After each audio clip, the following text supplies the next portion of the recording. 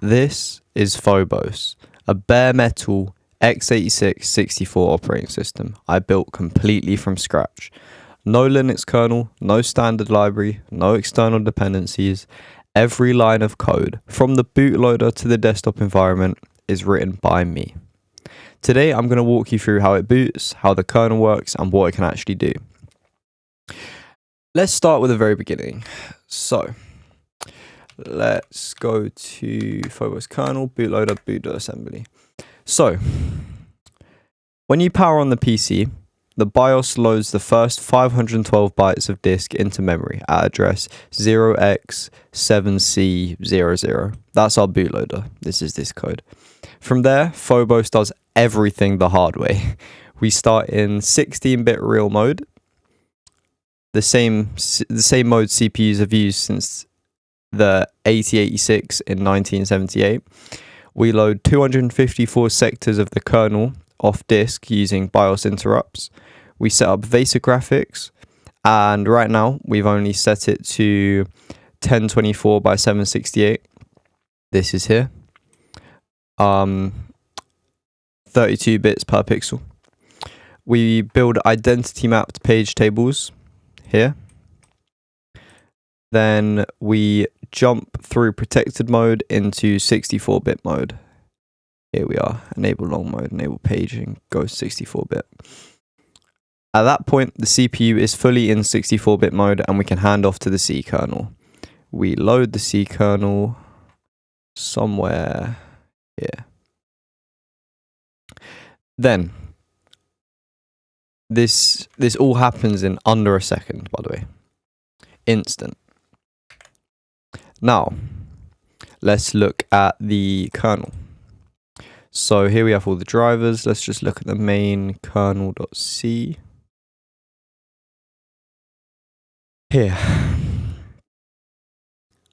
Once kernel main is called, this function, we use a custom print command to show the kernel on the screen. Which you actually don't see during boot because it gets overwritten by my custom written shell, which I'll show you in a minute. But we set up the PMM, which is physical memory manager. Here we have this. We set up paging. We set up the framebuffer. We do some memory management, and we get it going. And this is all freestanding C and assembly. No libc, no POSIX. If I need memcopy, I write memcopy. Do you know what I'm saying? This is all from scratch. No dependencies. So, let's run it. As you can see, we boot into a shell. And we have very similar commands to Linux. So we have ls, we have make directory, we have remove directory. We have touch. Let's touch I don't know, file.txt. We can rm file.txt and it's gone. We have cd. We have apps that we can run using an elf binary launcher. So if we run what should we run? We can run echo hello world. Simple. Now, bridge is the name of the shell. It also handles launching external programs. When you type a command, it doesn't recognize. It looks in /apps for an elf binary with that name, loads it, and runs it as a userspace process. So now let's show libsys. Hold on. Libsys. It'll be here somewhere. Libsys.h. So this is syscalls. So let's talk about how userspace works. Every app is a freestanding ELF64 binary linked at address 0x010000 blah blah blah. There's no libc. Apps talk to the kernel through raw syscalls. I've implemented 33 syscalls, I believe. Yeah. No, we've got more now. We've got more, but When I wrote this script, we only had 33, but now we have 42 syscalls. So that includes file input and output. We have read, write, open, close, stat, fstat, make directory, rmdir, unlink, etc. We have process management, so fork, exec, dupe2, wait PID, get PID, kill, signal, etc. We have pipes and signals. Yep, so we have signals. We have pipes as well, syspipe. We have directory operations, make directory, remove directory. And we have graphics. So I'll showcase that in a minute. I've built a custom window manager. So we have syswin create, syswin present, syswin close, syswin poll, etc. Now, each app includes libsys.h. It's kind of like my own version of libc, but more raw. So let's show you an app source file. Let's show you the code for cat.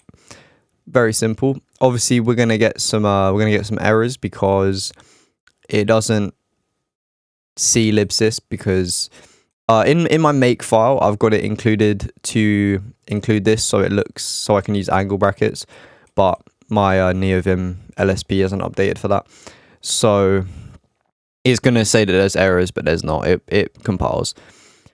But yeah, and usually in libc you'd use exit, you'd use close, write, etc. We don't have that because we're completely freestanding. We're going to use our own implementations of these to write directly to the shell. So let's run an app or two from the shell. So I think actually this would be a good segue to run Deimos. So Deimos is my window manager and compositor. So this is actually written in C++ because we're a higher level now. We can start to write high level code. So we have classes, and classes just make everything so much easier for a window manager. As you can see, this is not done. I've got a lot to do, but it's a work in progress. So in rendering, we just have some stuff, etc. This basically just handles, this is like the actual rendering part of it. And then for the window manager, we have state.c, window manager.c++, etc. If we launch Deimos, we can have new windows and they tile. I've tried to replicate Hyperland as best as possible.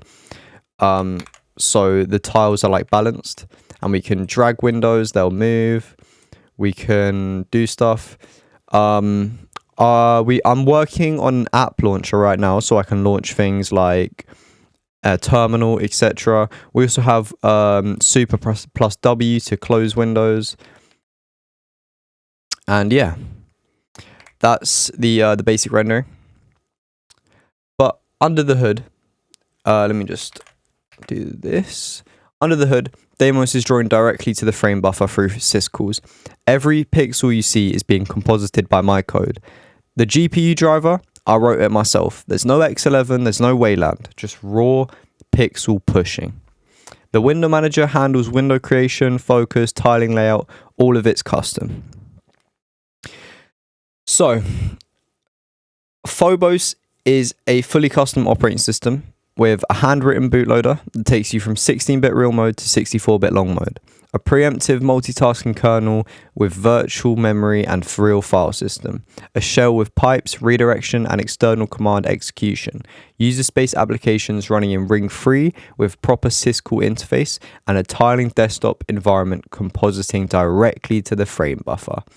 All of it built from zero dependencies. If you want to check out the source or follow development, the link's in the description, and thank you for watching.